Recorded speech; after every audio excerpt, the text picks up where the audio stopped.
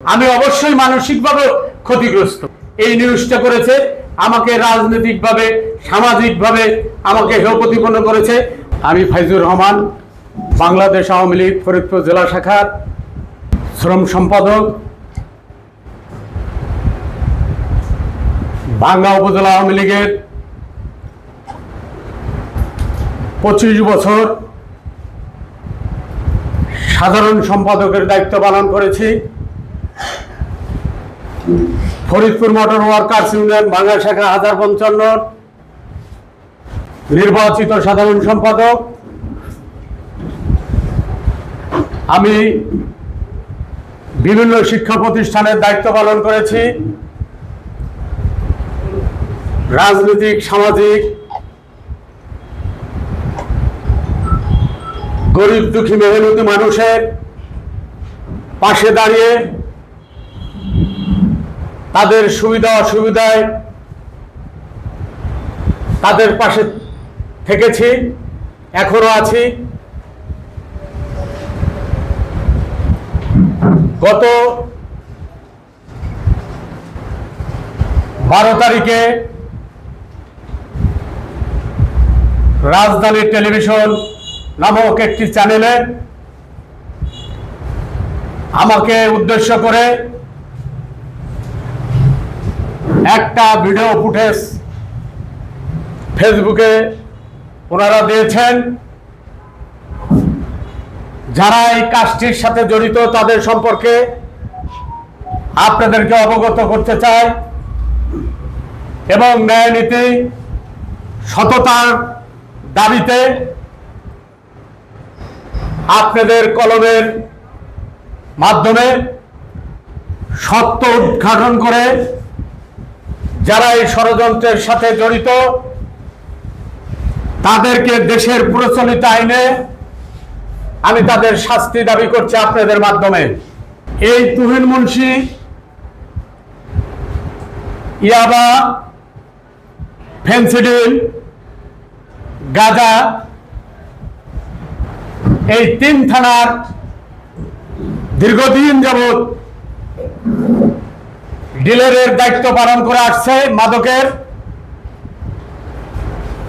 এখানে এমন কোনো কাজ নেই এই সালমান মুন্সি তুহিন অপরাধের সাথে জড়িত থেকে তার একটা ব্যবসা প্রতিষ্ঠান আছে, নামমাত্র আইসক্রিম ফ্যাক্টরি। এই ফ্যাক্টরির আড়ালে তিনি এই অপকর্মগুলো করে বেড়াচ্ছে।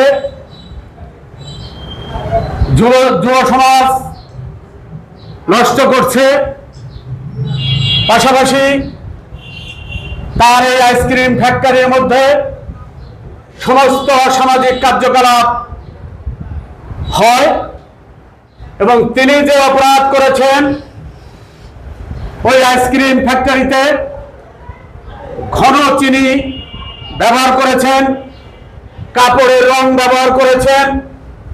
গত 1 মাস আগে মোবাইল কোর্টের মাধ্যমে ম্যাজিস্ট্রেট 1 লক্ষ টাকা তাকে জরিমানা করেছে। তার আইসক্রিম ফ্যাক্টরি বন্ধ করে দিয়েছিল। তিনি বিদ্যুতের মামলায় 3 লক্ষ টাকা জরিমানা দিয়েছে বিদ্যুৎ চুরি করে। বিভিন্ন অপকর্মের সাথে সালমান মুন্সির ভগ্নিপতি কিবরিয়া মুন্সি তাকে সহযোগিতা করে থাকেন। প্রিয় সাংবাদিক ভাইরা, তিনি গত 10 বছর তারই এলাকার একটি মেয়ের সাথে সম্পর্ক গড়ে সেই মেয়েকে বিবাহ করেছে। তিনি বিবাহ অস্বীকার করার পরে ওই মেয়েটি বিভিন্ন জায়গায় তার বিচারের প্রার্থনা করেছে। জেলা পরিষদের সম্মানিত চেয়ারম্যান জনাব সাদাত হোসেনের কাছেও গিয়েছে। তিনি তার ইউনিয়নের চেয়ারম্যান মনসুরের কাছেও গিয়েছে, তিনি রাজনৈতিক নেতৃবৃন্দের কাছে এসেছে, কোন জায়গায় সে তার বিচার পায়নি। বিদায় কিছুদিন পূর্বে এই সালমান মুন্সির তুহিনের চাচা অ্যাডভোকেট কামাল আহমেদ, তিনি একজন স্বনামধন্য আইন ব্যবসায়ী, তার কাছে এই মেয়ে বিচার চেয়েছে, তিনিও কোনো বিচার করেননি। তারপরে 493, 315, 16 ধারার মামলা করেছে। মামলা করার পরে মাননীয় জজ সাহেব সেই মামলার চার্জ গঠন করেছে, বিচার কার্যক্রম শুরু করেছে। আমাকে রাজনৈতিকভাবে হেয় প্রতিপন্ন করার জন্য এক শ্রেণীর লোক উঠে পড়ে লেগেছে।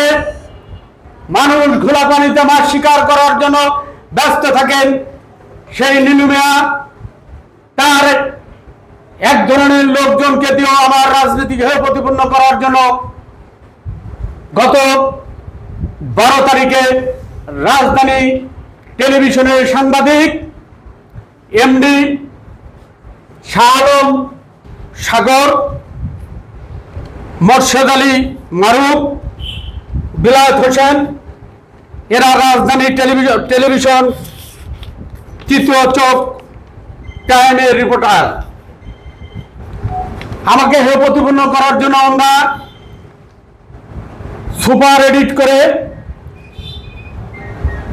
করে ডিভাইস এবং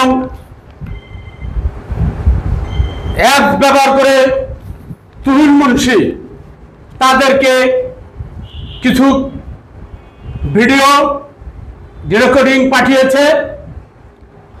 তার কারণে তারা